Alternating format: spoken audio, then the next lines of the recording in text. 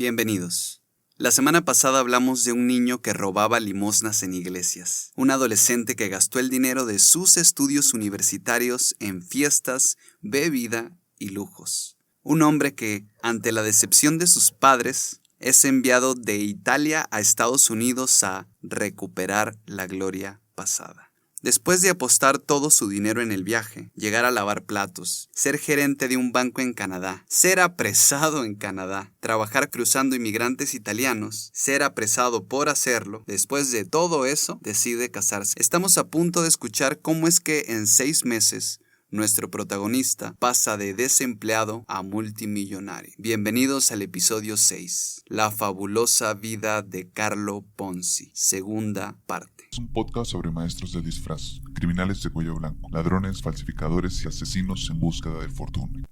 1919, Boston, Massachusetts. Carlo Pietro Giovanni Guglielmo Tebaldo Ponzi renta una pequeña oficina y comienza a escribirle a todos sus contactos de Europa tratando de vender oportunidades. Recordemos que recién acaba de fracasar vendiendo proyectos a inversores en Boston y recién acaba de quebrar la frutería de Rosa María Ñeco, su reciente esposa. Carlo, en su oficina, se dispuso a enviarle cartas a todo el mundo. Gente que había conocido en barcos, gente que conocía de Italia, incluso ciertas personas de sus años de universitario.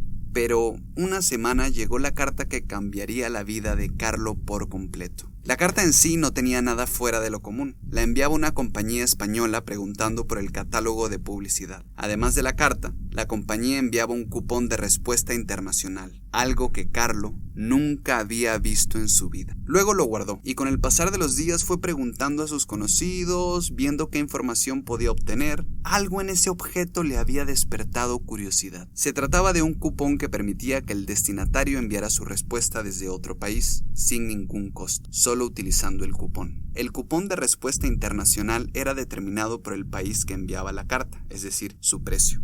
Carlo lo guardó en su bolsillo y con el pasar de los días fue preguntando a sus conocidos por él. Algo en ese objeto le había despertado la curiosidad. Se trataba de un cupón que permitía que el destinatario enviara su respuesta desde otro país sin ningún costo, solo utilizando el cupón. El cupón de respuesta internacional, su costo, digamos, era determinado por el país que enviaba la carta. La cuestión aquí es que luego de la Primera Guerra Mundial, costos del servicio postal italiano bajaron. El truco estaba en que los cupones podían ser canjeados por estampillas estadounidenses de mucho valor. Pronto Carlo vio un negocio que podía darle más del 400% en ganancia. Lo mejor de todo, era completamente legal. Carlo acababa de descubrir una falla que le haría ganar millones. El único problema, necesitaba capital. Su primera opción fue ir al banco, pero fue rechazado de inmediato.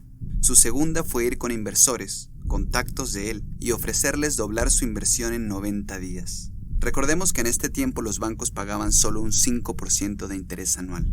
Y fue así que Carlo Ponzi echó a andar su negocio. Al poco tiempo ya prometía devolver el 50% de la inversión en un total de solo 45 días. Algo de locos. Algunas personas invirtieron y fueron pagadas como lo acordado, obteniendo $750 de interés en una inversión inicial de $1,205. Esto haría que en enero de 1920, Carlo iniciara su propia compañía llamada Securities Exchange Company. El primer mes, alrededor de 18 personas invirtieron en la compañía un total de $1,800 y exactamente un mes después les pagó a todos de vuelta. Los intereses que pagaba Ponzi eran tan extraordinarios que pronto se sumaron más y más y más inversores. Pronto Ponzi se mudó a una oficina mucho más grande y comenzó a contratar agentes de ventas para atraer inversores. Y así fue que, de febrero a marzo de 1920, las inversiones subieron de $5,000 a $25,000. Es decir, lo que serían aproximadamente hoy en día unos $60,000 a $320,000. Para mayo había hecho $420,000, aproximadamente $5,400,000. Ya en estos 4 meses había logrado lo que muchos en toda su vida. Luego compró 2 pasajes en primera clase para pasar su luna de miel en Italia. Quería ver a sus papás, pero finalmente decidió traer a su familia. Su madre vivió con él y con Rosa María, su esposa, durante un tiempo antes de morir.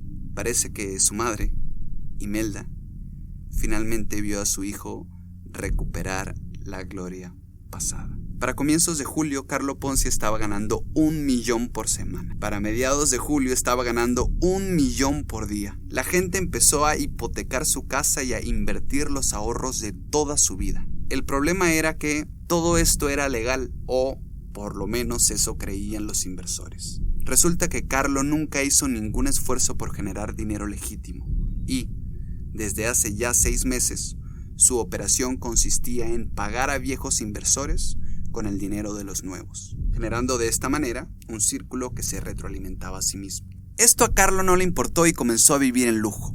Compró una mansión en Lexington, Massachusetts.